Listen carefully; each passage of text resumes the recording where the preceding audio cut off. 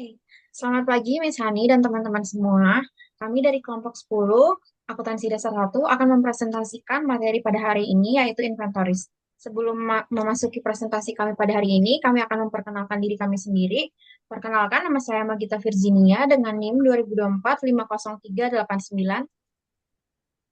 Perkenalkan, saya Davina Gita Putri Salwa dengan NIM 2024 50407.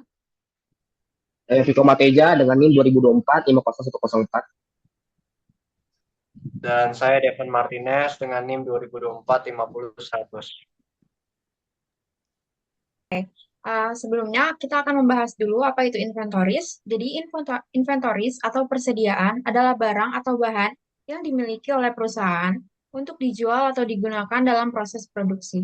Persediaan ini sangat penting karena berkaitan langsung dengan operasional perusahaan, terutama dalam menghasilkan barang atau jasa yang akan dijual. Jadi, pencatatan inventoris ini sangat penting biar kita tuh bisa tahu kayak persediaannya itu masih ada atau enggak dan jumlah barang yang keluar itu beberapa. Selanjutnya ada classifying inventories atau pengelompokan inventories. Jadi inventories ini tuh dibagi dalam beberapa kategori dengan tujuannya masing-masing. Yang pertama itu ada persediaan barang dagang atau merchandise inventory. Nah, ini tuh pencatatan barang yang dibeli oleh perusahaan untuk dijual tanpa diproses ataupun diubah. Ini adalah kategori yang paling umum ditemukan pada perusahaan perdagangan atau retail. Nah, contohnya ini kayak misalnya baju. Baju, kita beli baju dari supplier, tapi kita tuh udah langsung jual lagi gitu aja, nggak usah diubah-ubah. Nah, kemudian yang kedua itu ada persediaan bahan baku atau raw materials. Ini tuh pencatatan barang yang digunakan dalam proses produksi untuk menghasilkan produk jadi. Bahan baku ini akan diubah menjadi barang jadi selama proses produksi. Contohnya itu persediaan tepung. Misalnya kita tuh toko kue, nah kita tuh bisa tahu misalnya ada sisa berapa lagi sih tepung yang ada di inventoris kita. Nah gitu. Yang ketiga, itu ada persediaan barang dalam proses atau work in progress. Ini pencatatan barang yang sedang dalam proses produksi tetapi belum selesai. Ini adalah barang yang telah melewati beberapa tahap produksi tetapi belum siap dijual. Nah, misalnya kan kita udah tahu tepungnya ada berapa. Kalau work in progress ini kayak misalnya kita mau bikin cookies dari tepung itu, tapi ternyata belum finishing touch gitu, belum di apa namanya, belum di packing dan belum siap dijual. Nah, itu contoh barang work in progress. Nah, yang terakhir itu persediaan barang jadi atau finished good. Barang yang sudah selesai diproduksi dan siap untuk dijual. Nah, itu tuh kayak misalnya cookiesnya udah di packing, jadi kita udah siap dijualnya gitu.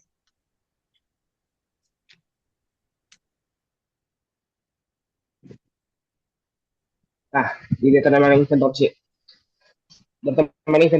di pencatatan persediaan ini ada dua ini sistem, yaitu pertama ada periodik, yang kedua perpetual. Next.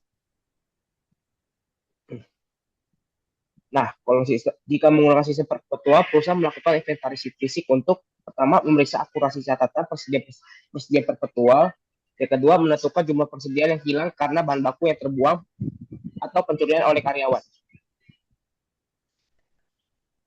Nah, kalau pakai sistem periodik, pertama itu ada perusahaan melakukan inventarisasi fisik untuk menghitung, menimbang, atau mengukur setiap jenis persediaan yang dimiliki. Yang kedua itu inventaris sering dilakukan saat bisnis tutup atau dalam periode yang lambat. Nah, goods in transit. Sebelumnya goods in transit ini kayak perusahaan udah beli barang tapi belum diterima, atau perusahaan udah jual barang tapi belum dikirim. Nah, untuk mendapatkan perhitungan yang akurat, perusahaan harus menentukan kepemilikan atas barang-barang tersebut.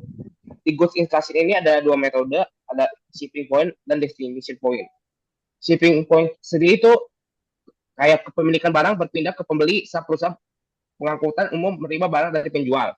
Nah, untuk dan destination FOB destination itu pemilikan barang tetap berada pada penjual hingga barang sampai ke pembeli. Nah. Selanjutnya ada inventaris metode. Jadi yang pertama itu ada FIFO, yang dimana gambaran yang lebih realistis tentang biaya barang yang terjual dan nilai persediaan, terutama dalam situasi di mana harga barang cenderung meningkat. Nah, dengan menggunakan FIFO ini, Perusahaan dapat mencocokkan biaya yang lebih lama dengan pendapatan yang dihasilkan dari penjualan tersebut yang dapat mempengaruhi laba rugi dan neraca. Yang kedua itu ada average cost atau biaya rata-rata yang dimana digunakan dalam akuntansi untuk menghitung biaya rata-rata yang dijual atau cost of goods sold dan persediaan akhir. Nah, di sini ada FIFO dalam periodik yang dimana perusahaan tidak mencatat setiap transaksi persediaan secara langsung, tetapi melakukan perhitungan persediaan dan biaya barang yang terjual atau COGS pada akhir periode akuntansi. Terus periodik dalam average cost, yang dimana cara untuk menghitung nilai persediaan dan biaya barang yang terjual dengan menggunakan rata-rata biaya dari semua unit yang tersedia untuk dijual selama periode. Terus selanjutnya itu ada dalam perpetual, FIFO ini dalam perpetual itu cara untuk menghitung nilai persediaan dan biaya barang yang terjual COGS dengan asumsi bahwa barang yang pertama kali dibeli adalah barang yang pertama kali akan dijual. Yang kedua itu ada reference cost dalam perpetual, yang dimana dalam sistem perpetual cara untuk menghitung nilai persediaan biaya barang yang terjual COGS dengan menggunakan rata-rata biaya dari semua unit yang tersedia untuk dijual setiap kali terjadi transaksi. Kemudian ada financial statement and income statement. Sebelumnya saya jelaskan tentang financial statement terlebih dahulu. Financial statement atau laporan keuangan merupakan laporan yang dibuat oleh perusahaan untuk memberikan gambaran tentang kondisi atau situasi suatu keuangan yang terjadi dalam perusahaan serta kinerja suatu perusahaan. Jadi selama periode tertentu itu perusahaan tuh semacam merangkum di suatu laporan, ada laporannya masing-masing tentang bagaimana cara mereka mengatur aset, bagaimana mereka memenuhi kewajiban mereka, serta menghasilkan pendapatan berapa, mengelola biayanya itu berapa, hal-hal semacam itulah yang merupakan financial statement. Next. Itu nggak bisa ya?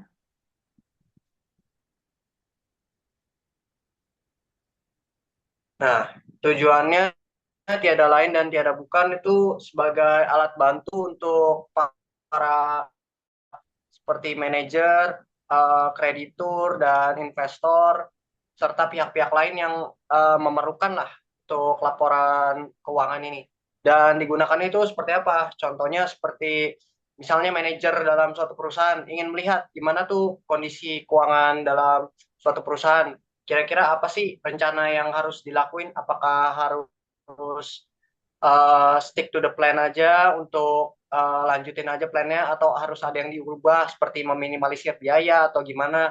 Itu laporan keuangan sangat dibutuhkan bagi para manajer. Next ya.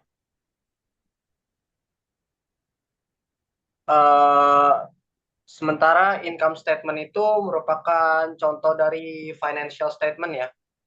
Jadi financial statement itu bukan hanya income statement, melainkan ada cash flow statement, statement of financial position, terus statement of change in equity.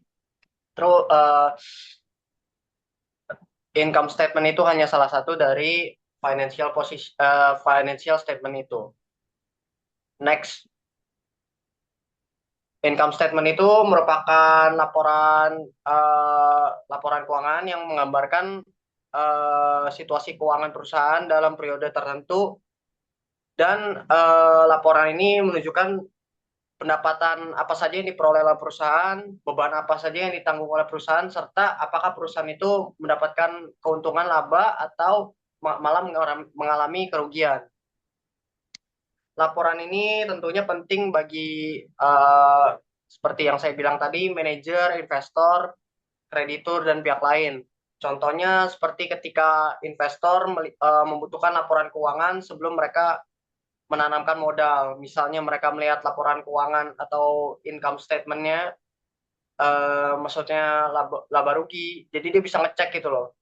Apakah perusahaan ini memiliki laba yang cukup besar untuk saya memasuki modalnya, atau perusahaan ini ternyata menanggung biayanya itu cukup rapih gitu loh. Sehingga dia lebih percaya terhadap perusahaannya. Sehingga laporan laba rugi ini tentunya sangat berguna ya bagi investor. Udah sih. Terima kasih Miss Hani dan terima kasih bagi teman-teman yang udah nonton sampai akhir penjelasan dari kami. Eh, paling segitu saja dari kami. Terima kasih.